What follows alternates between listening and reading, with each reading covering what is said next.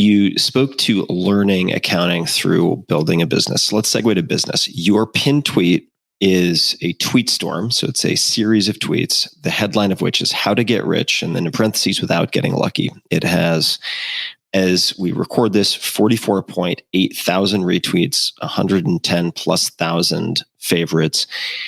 We're not going to go through this whole thing. It's quite long, but I'm curious to know what parts of it you think people are paying too much attention to or overemphasize, and what parts of it do you wish people would pay more attention to? Because there are many different pieces of advice in this thread. That tweet storm is a series of principles that I kind of wrote for myself in my head when I was 13, and I was trying to figure out how to make money. And I kind of came with a framework of how to be rich, but not by accident, to do it in a way that I could repeat it over and over, and I would leave very little up to chance. Because I think there's kind of this, it's not completely mythology, but there's this belief that, to make money, you either have to be born rich, or you have to be privileged, or you have to be in the right circles, or you have to get lucky. And I think that there are still ways to accomplish the original American dream, which is, make money, but do it in a deliberate, systematic way. And when I say money, I mean wealth.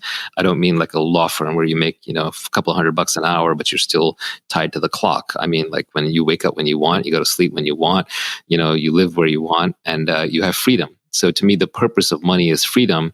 And for that, you need to create wealth. And can you do it ethically? Can you do it sustainably? Can you do it reliably? Can you do it with people that you like? Can you do it doing things that you enjoy? And I think it's absolutely possible. And I like to think that I'm at least one of many living proof points for that. Warren Buffett and Charlie Munger are examples of others. Not that I'm in their status of their league, but, other people have done it. So that was the whole point of that framework. And the tweet storm, I just wrote it down one day. And it's funny because obviously I have some experience at Twitter, so I know how to craft things. But I think that was written back in the day when the tweet limit was 140 characters too, so it was harder. But I just woke up one night when I've been thinking about it, and I wrote out the whole tweet storm almost exactly like you see it. And there are lots and lots of missing pieces. Like obviously that is just like a very high level, very Zen koan-like or haiku-like or even Hallmark card-like framework. It's missing a ton of details, which I then tried to extrapolate on in my podcast series on the same topic. What do people overemphasize and what are people missing? And actually, Naval, let me pause to just read a few of them. This is from May 31, 2018. So a few examples, and you don't have to comment on these specific examples, but just for people who haven't seen this, I want to give them an idea. So the second of these various tweets in this sequence is understand that ethical wealth creation is possible. If you secretly despise wealth, it will elude you. End of that particular tweet. And then there's another one. You're not going to get rich renting out your time. You must own equity, a piece of a business to gain your financial freedom. That one right there is the most important one, which is you basically, in modern life, what happens is like the person who is the best at doing something in the world will get to do it for the entire world through a combination of leverage and distribution, accountability, and specific knowledge, all of which I talk about in the tweet storm. If you're the best in the world at doing something, like if you're the best teacher in the world at math, you should be teaching the entire world math.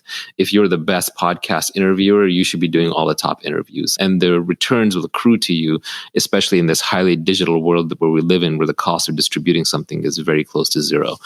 And so what you kind of want to do is you want to productize yourself into a business, and then you want to own that business. That is the way to make wealth.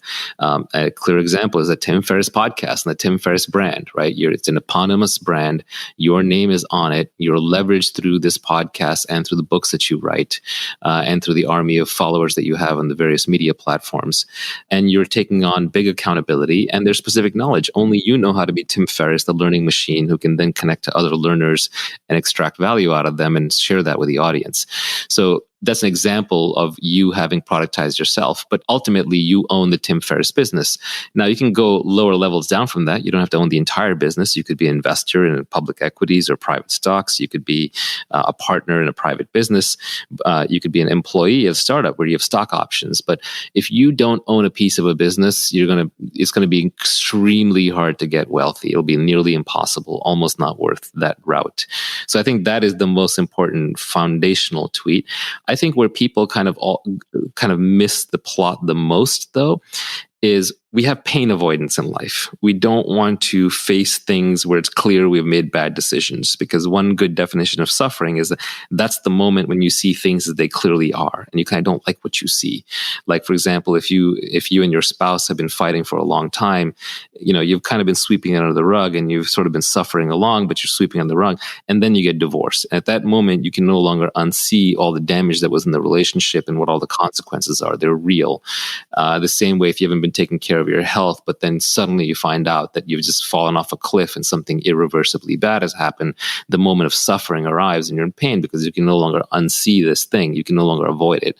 So I think the same way, the unfortunate part is that a lot of these principles are written for young people because you can set yourself on a certain trajectory in life earlier. And so, for example, if you went and you got a PhD in a social science, and now I'm basically saying, hey, learn to code, you're going to avoid that. You're not going to want to see that because you have all this sunk cost in the degree. So I think a lot of people don't want to pick up the new skills that are necessary, or they don't want to, for example, physically move, or they don't want to disappoint the people in the relationships that they already have to make room for new relationships. So everybody wants to start where they are. Nobody wants to go back down the mountain to find the path going to the top. Everybody wants to stay on the path they're on, maybe make a few tweaks and get to the top. Or like Charlie Munger jokes, people always ask me, like, how do I get to be rich like you, except quicker? I don't want to be the old rich guy. I want to be the young rich guy. So I think these are the hard parts. The hard parts are not the learning, it's the unlearning. It's not the climbing up the mountain. It's the going back down to the bottom of the mountain and starting over. It's the beginner's mind that every great artist or every great business person has, which is you have to be willing to start from scratch. You have to be willing to hit reset and go back to zero, because you have to realize that what you already know and what you're already doing is actually an impediment to your full potential. And most people just don't want to acknowledge that. And I'm guilty of that too. That's just human nature. I'm not faulting anybody for it, but it's just human nature.